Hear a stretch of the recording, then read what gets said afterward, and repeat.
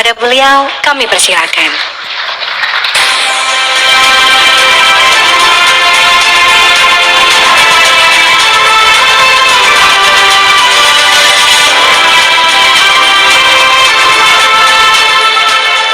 Bismillahirrahmanirrahim. Assalamualaikum warahmatullahi wabarakatuh. Alhamdulillahilladzi ra'al ummatal muhammadiyyata ila yaumil qiyamah wa ja'ala ulama'aha warathatal anbiya'i ila yaumin nahdah wa rabata bainahuma بنور الشمس والعدالة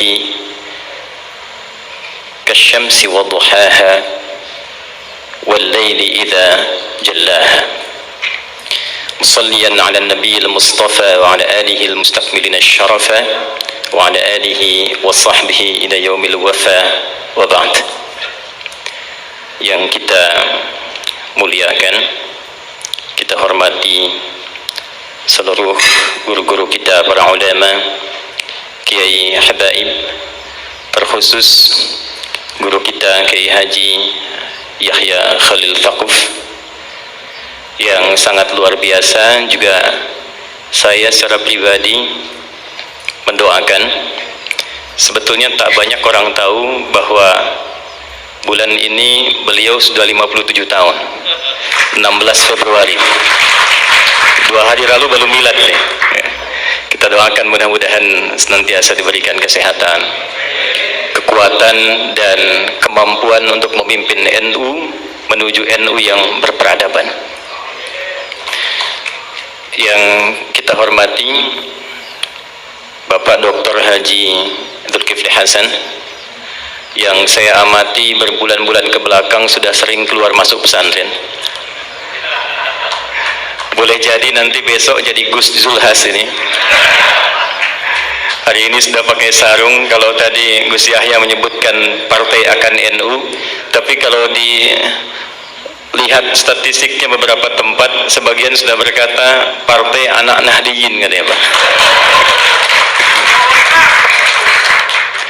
Para pembicara yang saya hormati, Mas Ulil, ini waktu mau disusun simposium, beliau sampaikan Twitter heboh karena akan mempertemukan saya Ustadz Adi Hidayat dengan Ulil Absar Abdallah deh. Luar biasa pemikiran beliau. Para pemateri yang lain hadir di kesempatan kali ini, Prof. Hilman, Ahmad Najib, Prof. Ais, dan seluruh hadirin.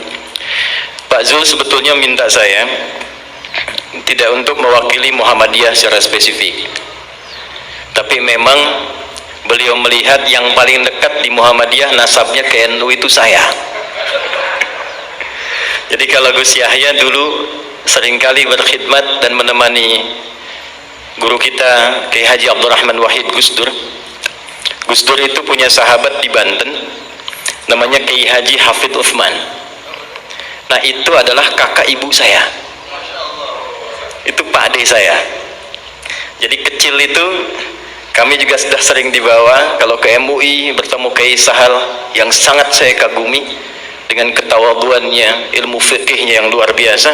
Yang kelak dengan kekaguman itu ternyata saya menikah dengan putri asli Lasem Rembang yang ibunya satu susuan dengan Kiai Sahal ke atasnya. Jadi Siti Aisyah, Siti Asia ibunya. Jadi saya ke keluarganya Gus Koyum, ke Gus Baha, kalau ditelusuri nyambung dari istri itu biroda'ah. Karena itu Gus Koyum manggil saya Ade. Kalau kami teleponan tuh selalu bilang De Adi, apa kabar gitu ya. Jadi hari ini saya sangat terharu, luar biasa.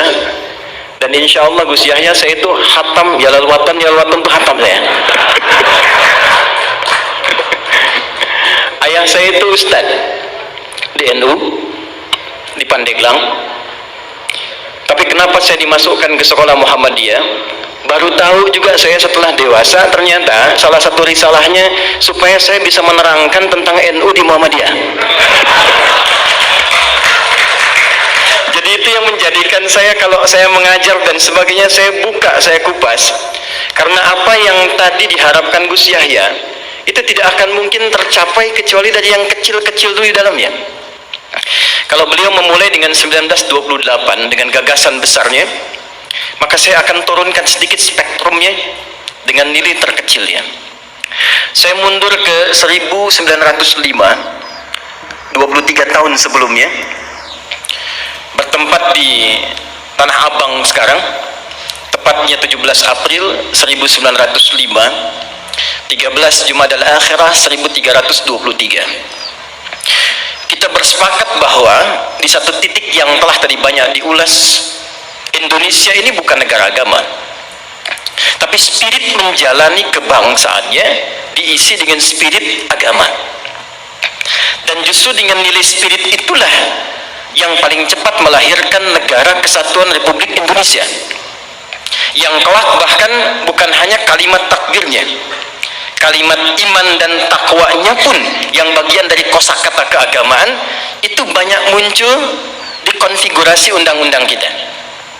Maka 5 orang habaib disertai dengan beberapa tokoh datang balik dari Kauman Yogyakarta yang bernama Muhammad Darwish, kelak dikoordinasikan ke Jombang yang dikenal dengan Hadratus Syekh Muhammad Hashim bin Ash'ari, yang ketika saya riset pun ternyata dua-duanya bertemu di satu nasab. Walaupun yang satu ini saya nggak tahu nih, yang NU pun hafal apa enggak ini deh.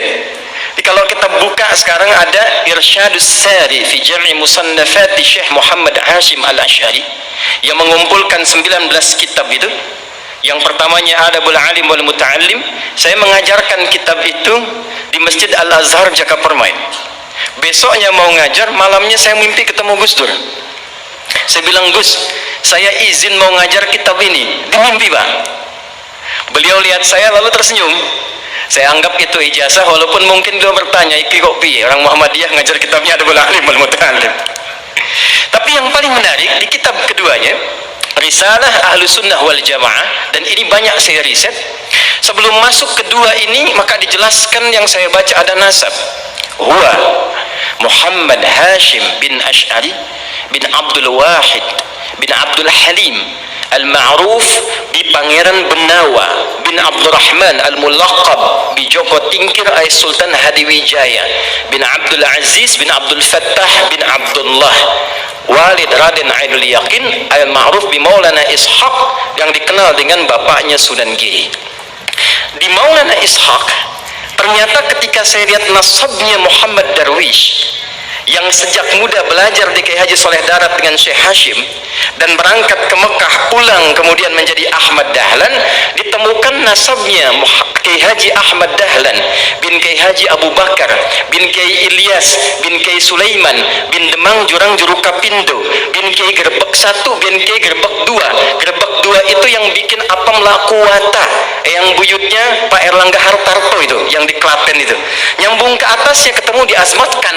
Azmatkan itu nyambung dari Maulana Ishaq, baru nanti ke atasnya Zainal Abidin, ke Al-Husain, ke Al-Hasan, ke Ali bin Abi Thalib suami Fatimah Az-Zahra bintu Muhammad sallallahu alaihi wasallam bin Abdullah bin Abdul Muttalib bin Hashim bin Abdul Manaf bin Qusay bin Murrah bin Kilab bin Ka'ab bin Ghalib bin Fihr bin Malik bin Nadar bin Kinana bin Khuzaimah bin Mudrikah bin Ilyas bin Nizar bin Mudar bin Ma'ad bin Adnan bin Addi bin Adri bin Muqawwam bin Nabur bin Tarikh bin Ya'rub bin Yasjub bin Nabit bin Ismail alaihi salam bin Ibrahim alaihi salam bin Azar atau bin Nahur bin Abir bin Kinan bin Rafakhshad bin Sam bin Nuh alaihi salam bin Matushalah bin Kinan bin Anwas bin Tis bin Adam alaihi salam. Jadi ormas besar yang nyambung nasabnya ke Nabi Adam itu 2, 1 NU, 2 Muhammadiyah.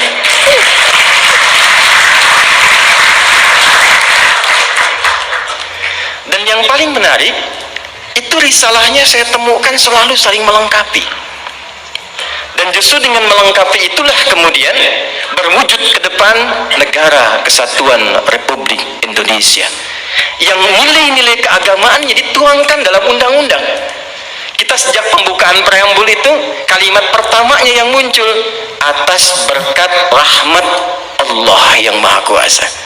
Dan dan dengan didorongkan oleh keinginan luhur. Jadi memang keinginan luhur itu sudah banyak, tapi karena berkat dan rahmat Allah yang belum turun seketika, belum dapat kemerdekaan. Kapan berkat rahmat Allah yang Maha Kuasa itu turun? Ternyata ketika semua stakeholder ulamanya itu bisa duduk, dan kejeniusan mereka yang sangat luar biasa, bukan hanya pakar di bidang agama, tapi juga pakar di bidang tata negara, konstitusi. Itu Mbah Hashim tuh, itu saya sampai pelajari hampir semua disiplin ilmu hadis ada sanadnya, Pak. Bu, karena itu wajar ulama-ulama kita yang di NU, di Muhammadiyah, karena hafal kitab-kitab hadis dengan isinya, maka semua kurikulum kehidupan di kitab hadis itu ditempatkan sesuai dengan tupoksinya. Saya sayangkan anak-anak kita sekarang kalau ngaji hadis, hafal 1, hafal 2, hafal 3, selesai. Dulu orang mengaji, kurikulumnya diterapkan dalam kehidupan karena tidak disusun kitab hadis ini, kecuali berurutan secara tematik yang membentuk kurikulum kehidupan. Imam Al-Bukhari 97 topik, menyebut kitabnya dengan Al-Jami', Al-Jami' As-Sahih Al-Musnad Al-Mukhtasar min umuri Rasulullah sallallahu alaihi wasallam wa sunanihi wa ayyamihi. Ini kitab saya isinya tematik komprehensif, 97 topik, berisi panduan dari Nabi, dari kesehariannya sampai tuntunan berkehidupan. Imam Muslim membuat 54 topik, diberi nama dengan sama Al-Jami'. Dan di topik ke-33 itu didapatkan Kitabul Imarah, kitab kelola tata negara. Itu hatamnya bab tentang tata negara itu menjadikan mereka bisa bertemu bukan hanya di tatanan praktikal fikih. Kitabul Buyu', siapa saudagar-saudagar yang ada pada saat itu? Yang Muhammadiyah mana?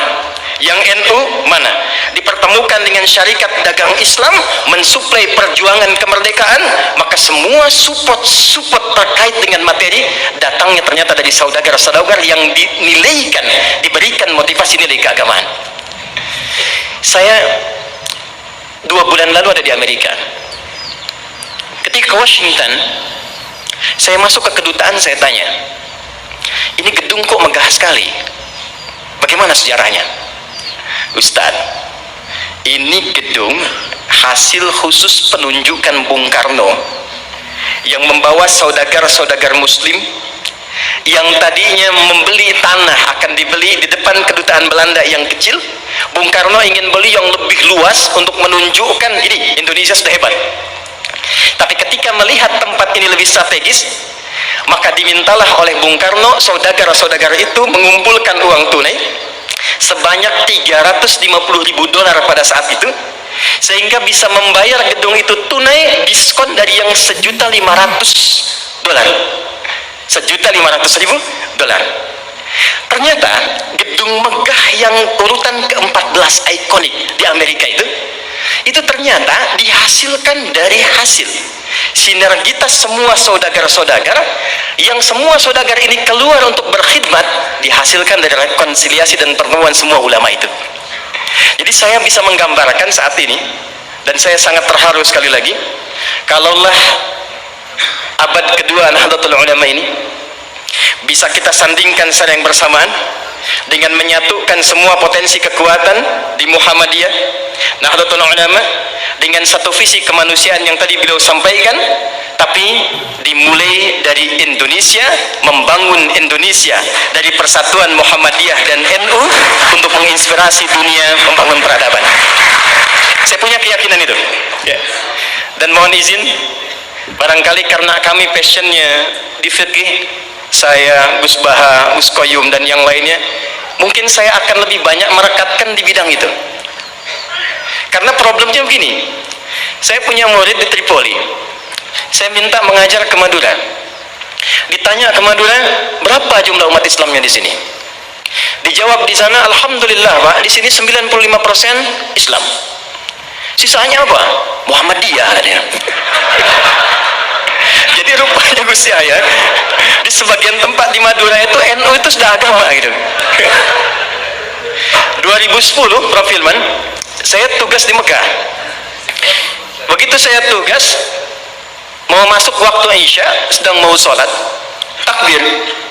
Imamnya Syekh Sudes, begitu takbir, dia karena Hambali, baca basmalahnya silent, langsung dia baca Alhamdulillahi Rabbil Alamin. Itu komentar pertama jamaah samping saya, iki imamnya Muhammadiyah atau ya. Muhammadiyah cabang Masjidil Haram, ada bayangkan. Lalu saya bermula kembali melihat, ternyata dulu hubungan Kiai Dahlan dengan Kiai Haji Muhammad Hashimin Asy'ari Hadratus Syekh itu tak ada masalah di fikih, di akidah pun tak ada masalah. Problemnya muncul kemudian karena ada irisan-irisan yang sesungguhnya tak ada kaitan langsung dengan fikih. Saya ambil contoh begini misalnya, masalah tahlilan tadi. Kan bedanya NU dengan Muhammadiyah cuma di harokat saja kan?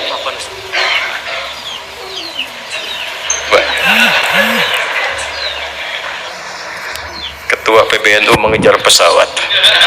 Beliau mohon dipamitkan. Kita doakan semoga beliau sehat, lancar, dan yang lebih penting diberikan oleh Allah Subhanahu wa taala usia yang berkah untuk menginspirasi kita semua dengan gagasan-gagasan yang cemerlang ya. Dipersilahkan Gus, semoga Allah senantiasa memberikan kebaikan-kebaikan dan kemuliaan.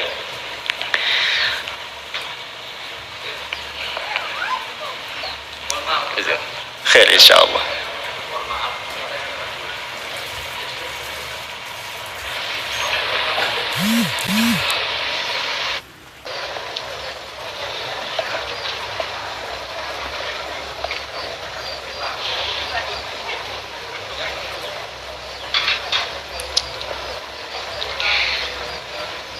Baik. Kalau tausiah itu kan nggak panjang-panjang ya. Tausiah itu singkat, padat, selesai gitu ya, supaya masuk ke forum diskusi ya. Saya ada 3 poin untuk mengakhiri. Kedua, tadi saya katakan sebetulnya saya riset di fikih ini tidak jauh Pak Bu. Tahlilan misalnya, bedanya NU Muhammadiyah kan cuma harokat ya. NU pakai nasab, Muhammadiyah pakai rofa. Muhammadiyah jadikan isim, NU menjadikan masdar. Halala yuhallilu tahlilan. Nasab harakatnya fathah. Orang Arab tuh kan kalau bilang nasaba, dia katakan nasaba rajulu asahu alal ardi. Orang Arab tancapkan tongkatnya dengan kuat sehingga tak goyah. Harakatnya fathah, membuka sesuatu. Jadi kalau tahlilnya menggunakan metode NU, tahlilannya mayatnya jadi jenazah, masuk sudah ke alam kubur, nasabah, lalu untuk memberikan Fatihah dan turunannya dibuka, kemudian menggunakan skema tahlilan. Muhammadiyah cuma pakai rofa. Rofa pas ditarik, ya ayyatuhan nafsul mutmainnah. Makanya Muhammadiyah menggunakan rofa tahlilun, NU menggunakan nasab tahlilan. Dan ternyata Kiai Ahmad Dahlan tuh nggak pernah nyual itu, nggak pernah nyual. Dan saya telusuri di konfigurasi hukumnya itu, ternyata persoalannya bukan fikihnya. Ada kasus di kalangan masyarakat ingin menyelenggarakan tahlilan, ternyata tak punya materi, sehingga dia harus berhutang kepada tetangganya untuk mewujudkan tahlilan itu. Maka keluarlah pertimbangan, kalau tak punya uang jangan dipaksakan sehingga berhutang. Bukan masalah tahlilannya, cuman memang babnya belum selesai. Kalau memang tak punya uang, kenapa Anda tak pinjami atau berikan saja? Kan tuntas babnya gitu ya. Jadi saya kira ada turunan-turunan informasi yang dari atas itu, yang di kalangan elit sudah selesai, ke bawahnya itu tak sama. Kunut misalnya, di Muhammadiyah itu nggak mempersoalkan kunut. Saya belum pernah temukan ada orang Muhammadiyah di Majelis Tarji menfatwa akan kunut bid'ah, tak ada, kecuali Wahabi ya, kecuali Wahabi, tak pernah saya temukan. Bahkan fatwanya yang terjadi ketika ada imamnya kunut, yang di belakang mengaminkan. Ketika imam di depan pun tak kunut, yang di belakang tak usah sujud sawi. Jadi tataran konsep di atas itu sudah selesai. Nah, apa yang menyebabkan ke bawah itu tidak tuntas kemudian ya, informasi-informasi ini saya kira belum tampilnya dan disemarakkannya dakwah-dakwah seperti Gus Bah, Gus Koyum, di Muhammadiyah ada kami, ada teman-teman yang lain. Nah, saya mungkin sarankan di semua turunan ke PWM, PWNU sampai yang ke bawah itu yang difasilitasi untuk muncul. Karena problemnya di luar negeri itu antara faqih, alim, mufti, muballigh, da'i itu jelas. Saya usia 26 tahun di Libya diangkat jadi amin khutbah, boleh menentukan siapa yang khatib.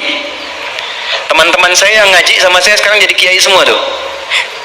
Kiai Muhammad Imam Sofwan Yahya, menantunya Kiai Aqil Siraj, itu teman seangkatan saya di Tripoli, ngaji bahasanya dengan saya. Kiai Nurul A'la, Pati. Kemudian ada lagi Kiai Anas Mas'udi, Kiai Muhammad Syamsuddin yang di Madura, yang duduknya kemarin dengan Gus Kautsar di Muktamar 1 Abad NU. Kemudian ada Kiai lagi yang dari Pati, Solah Ulaya. Kemudian ada lagi Tian Kamaludin, itu teman-teman kita pulang dari Tripoli, kita satu generasi membangun kesepahaman, itu kalau dakwah semua sampai. Nah, saya kira yang terakhir yang ingin saya akhiri, saya pikir sudah saatnya sekarang kita tidak berbicara lagi dalam konteks perbedaan NU Muhammadiyah dalam tatanan yang disepakati, tapi sekarang babnya adalah bagaimana membangun persaudaraan yang menyinergikan sehingga gagasan-gagasan besar yang disampaikan oleh Gus Yahya tadi di depan, membangun peradaban, membangun kemanusiaan, saya kira bisa diinisiasi di bumi pertiwi ini melalui penyatuan dan sinergitas NU dan Muhammadiyah. Ya, tentu nggak akan sama semuanya. Bab rumah sakit Muhammadiyah, bab kampus Muhammadiyah. Jadi pernah ada yang tanya berapa jumlah kampus Muhammadiyah? 157 kepada Kiai Hashim Muzadi. Kenapa di NU nggak ada kampusnya? Kata Kiai Hashim, santai saja. Ya, selain yang Muhammadiyah punya NU semua itu. Jadi jangan khawatir, insya Allah kalau ada yang di NU masuk Muhammadiyah nggak akan jadi Muhammadiyah. Yang di Muhammadiyah bisa sekolah ke NU. Kalau semua kita saling mengisi, besok-besok insya Allah yang satu lalaran alfiyah, yang satu CDF GABC, yang ini kalamun lafdun mufidun kastaqim wasmun wa fi'lun thumma harfunil kalim wahiduhu kalimatun wal qawlu am wa kalimatun biha kalamun qad yu'am bil jarri wat tanwini wan nida wa al mustadin lismi tamizun hasal bitafa'alti atat wa ya if'ali wa nunik balanna iftun kitmun yamjali. Yang ini CDF GABC, GABC DFIS G, DFIS G ABCIS D, ABCIS D FIS A, FIS ABCIS dis E, BCIS dis F FIS AIS B, FIS AIS B CIS dis AIS FIS, CIS AIS BIS GIS AIS BIS CIS.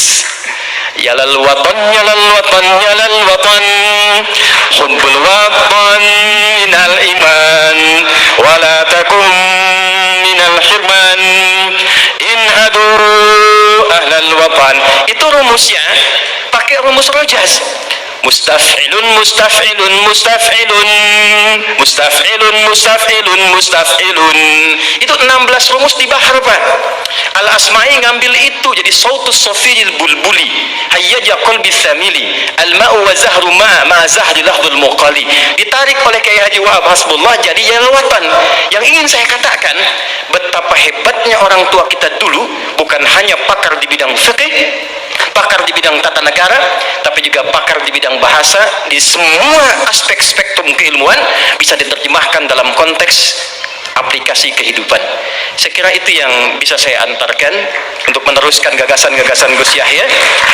Tapi di forum ini terakhir saya berkenan untuk menegaskan bahwa dengan adanya NU memasuki abad kedua saat ini di Surabaya ini, di kota pahlawan ini, saya kira ada narasi hebat yang penting kita sampaikan secara nasional dan internasional. Di tempat ini akan terdapat persatuan antara NU dan Muhammadiyah menuju gagasan ke depan. Terima kasih Pak Zul yang telah memfasilitasi. Mudah-mudahan beliau senantiasa sehat, mencerahkan, dan gagasan Islam tengahnya saya kira itu sangat luar biasa dan boleh kita kaji untuk ke depan. Kita tunggu masukan-masukan dan ide-ide cemerlang inspiratif dari para pembicara kita. Semoga keberkahan menyertai kita semua. Terima kasih untuk semuanya. Wallahu muwaffiq ila aqwamit thariq fastabiqul khairat. Assalamualaikum warahmatullahi wabarakatuh.